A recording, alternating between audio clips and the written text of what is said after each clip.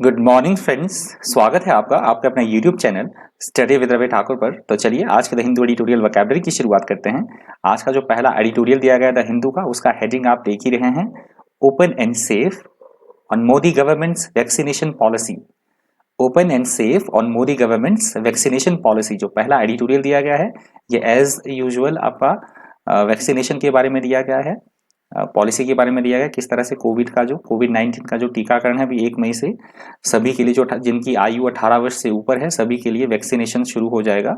इसके बारे में दिया गया पूरा एडिटोरियल। कुछ एक बातें कही गई है, जो फार्मा प्लेयर्स हैं जो कि कोविड वैक्सीनेशन प्रोवाइड करवा रहे हैं उनके बारे में भी बात कही गई है, उनके प्राइसेस के बारे में भी बात कही गई है, और गवर्नमेंट के लिए थोड़ा सुझाव भी दिया गया है कि किस तरह से गवर्नमेंट को उनके जो कोविड को जो वैक्सीनेशन है, जो कोविड की दवाई है, उसको प्रत्येक नागरिक तक पहुंचाना जरूरी कर देना चाहिए, मैंडेटरी कर देना चाहिए, और जो उसकी प्राइसेस है वो थोड़े से उस पर नियंत्रण रखना होगा।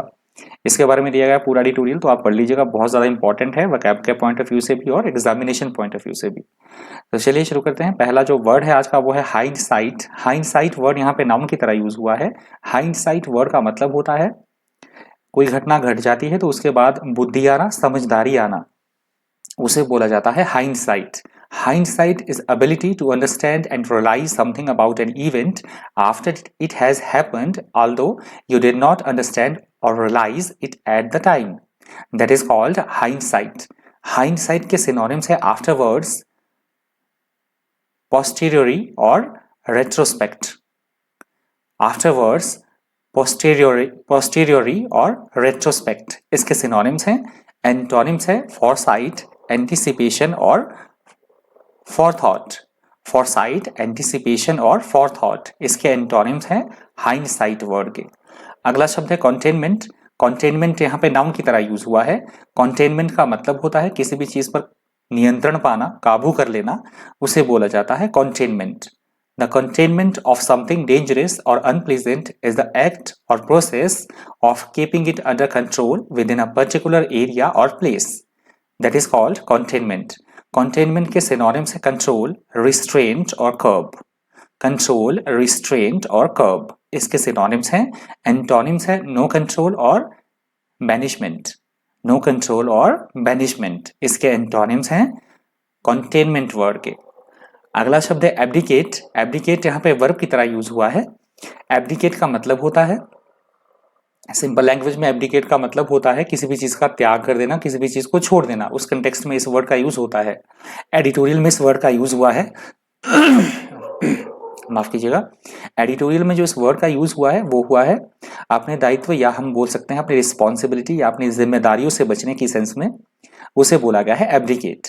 If you say that someone has abdicated responsibility for something, you disapprove of them because they have refused to accept responsibility for it any longer. That is called abdicate. Abdicate के synonyms है abandon, surrender और relinquish. Abandon, surrender और relinquish इसके synonyms हैं। Antonyms है claim, achieve और assume. Claim, achieve और assume इसके antonyms है abdicate word के। अगला शब्द है हमारा वर्डिक्ट पर। जो हमारा अगला एडिटोरियल है वो दिया गया है, उसका हेडिंग है towards racial justice on George Floyd case verdict. अगला जो एडिटोरियल है ये यूएसए के बारे में दिया गया है, अमेरिका के बारे में दिया गया है। पिछले साल इनका नाम है जॉर्ज फ्लायड। इनकी मृत्यु हो गई थी किस कारण? एक पुलिस कर्मी ने इनके जो नेक है लगातार 9 मिनट तक नेक पे जो है अपना घुटना रख दिया था, जिसके के कारण की इनकी मृत्यु हो गई थी। दम घुटने से इनकी मृत्यु हो गई थी। तो उसके कारण अमेरिका की एक अदालत ने उस पुलिसकर्मी को जो है वो दोषी पाया है। तो इसके बारे में दिया गया है, एक फैसला आया है न्यायालय का, अमेरिकी अदालत का एक फैसला आया जिसमें कि उसे पुलिसकर्मी को दोषी पाया गया है। तो इसके बारे में दिया गया है पूरा एडिटोरियल, तो आप पढ़ लीजिएगा। ये श्वेत नागरिक थे बेसिकली, तो थोड़ा सा हंगामा तब हुआ, काफी हंगामा हुआ था, काफी सारे प्रोटेस्ट हुए थे अमेरिका में जब इनकी मृत्यु हुई थी। तो इम्पोर्टेंट एडिटोरियल तो नहीं है, वैसे एग्जामिनेशन पॉइंट ऑफ व्यू से तो नहीं है, आप वोकैब के पॉइंट ऑफ व्यू से पढ़ सकते हैं एडिटोरियल को। तो पहला जो वर्ड है इसका वो है वर्डिक्ट। वर्डिक्ट यहाँ पे नाउन की तरह यूज हुआ है। वर्डिक्ट का मतलब होता है न्यायालय के द्वारा, कोर्ट के द्वारा कोई फैसला सुनाना, निर्णय दिया जाना, या हम बोल सकते हैं बहुत सोच विचार विमर्श करने के बाद लिया गया कोई डिसीजन, तो उसे बोला जाता है verdict. In a court of law, the verdict is the decision that is given by the jury or judge at the end of a trial. That is called verdict. Verdict के synonyms है decision, judgment और conclusion. Decision, judgment और conclusion इसके synonyms हैं. Antonyms है accusation, suggestion और inception. Accusation, suggestion और inception इसके antonyms हैं verdict word के. अगला शब्द है कन्विक्शन. कन्विक्शन यहाँ पे नाउन की तरह यूज हुआ है. कन्विक्शन का मतलब होता है कोर्ट के द्वारा दोषी ठहराया जाना, मुजरिम ठहराया जाना, दोष सिद्धि हो जाना, उसे बोला जाएगा conviction. If someone has a conviction, they have been found guilty of a crime in a court of law, that is called conviction. Conviction के सिनोनिम्स है सेंटेंस, बिलीफ और परसुएशन. सेंटेंस, बिलीफ और परसुएशन इसके synonyms हैं. Antonyms है doubt, hesitation और uncertainty. Doubt, hesitation और uncertainty इसके एंटोनिम्स हैं कन्विक्शन वर्ड के. अगला शब्द है इग्नाइटेड. इग्नाइटेड यहाँ पे वर्ब की तरह यूज हुआ है. सिंपल लैंग्वेज में इग्नाइटेड का मतलब होता है आग जलाना, अग्नि को प्रज्वलित करना. एडिटोरियल में इसका मतलब लिया गया है किसी की भावनाओं को भड़काना या भावनाएं उग्र हो जाना. That is called ignited. If something or someone ignites your feelings, they cause you to have very strong feelings about something. That is called ignited. Ignited के synonyms है burning, wake और illuminated. Burning, wake और illuminated इसके synonyms हैं. Antonyms है unlighted और extinguish. Unlighted और extinguish इसके antonyms हैं ignited word के. अगला शब्द है clarion. Clarion यहाँ पे नाउन की तरह यूज हुआ है. Clarion का मतलब होता है सुबह उठने के लिए. आर्मी की सेंस में वैसे मैक्सिमम यूज होता है इस वर्ड का, क्लैरियन का. सुबह उठने के लिए जो कि अलार्म बजता है बहुत जोर से, उसे बोला जाता है क्लैरियन. बिगुल या शंखनाद होना. एडिटोरियल में इस वर्ड का यूज हुआ है किसी भी चीज की शुरुआत होने से इस वर्ड का यूज हुआ है क्लैरियन वर्ड का. तो इसके सिनोनिम्स है क्लियर, हॉर्न और ब्यूगल. क्लियर, हॉर्न और ब्यूगल इसके सिनोनिम्स हैं. एंटोनिम्स हैं डल, लो और क्वाइट. डल, लो और क्वाइट इसके एंटोनिम्स हैं क्लेरियन वर्ड के. अगला शब्द है पिटफॉल्स. पिटफॉल्स यहाँ पे नाउन की तरह यूज हुआ है. पिटफॉल्स का मतलब होता है ऐसी कोई समस्या, ऐसी कोई प्रॉब्लम, ऐसा कोई जोखिम या ऐसा कोई खतरा जिसका कि जल्दी जल्दी पता कर पाना मुश्किल हो, जिसका कि जल्दी जल्दी पता ना चल पाए, उसे बोला जाता है pitfalls. A danger or difficulty, especially one that is hidden or not obvious, that is called pitfalls. Pitfalls के synonyms हैं trap, difficulty और hazard. Trap, difficulty और hazard इसके synonyms हैं. pitfall के antonyms हैं advantage और heaven. Advantage और heaven इसके antonyms हैं pitfalls word के. एडवांटेज और हेवन.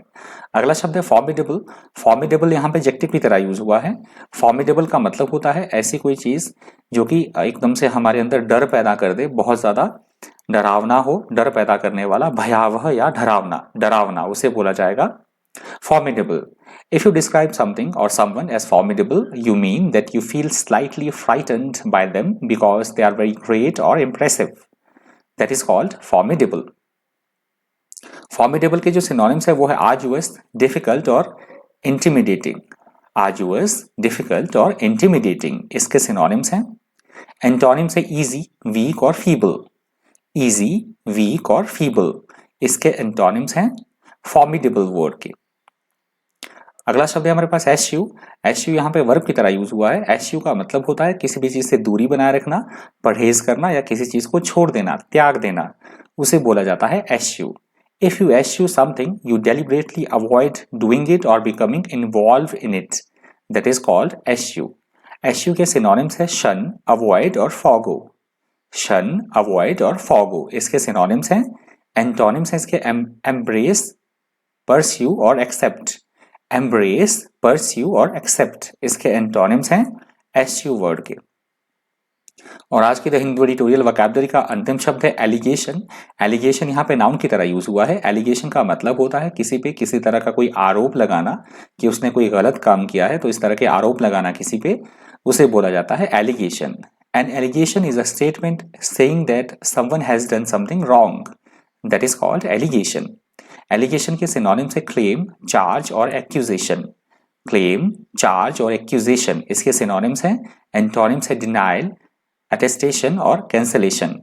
डिनाइल, अटेस्टेशन और कैंसलेशन इसके एंटोनिम्स हैं एलिगेशन वर्ड के। तो ये एलिगेशन वर्ड आज की द हिंदू ट्यूटोरियल वोकैबुलरी का अंतिम वर्ड था।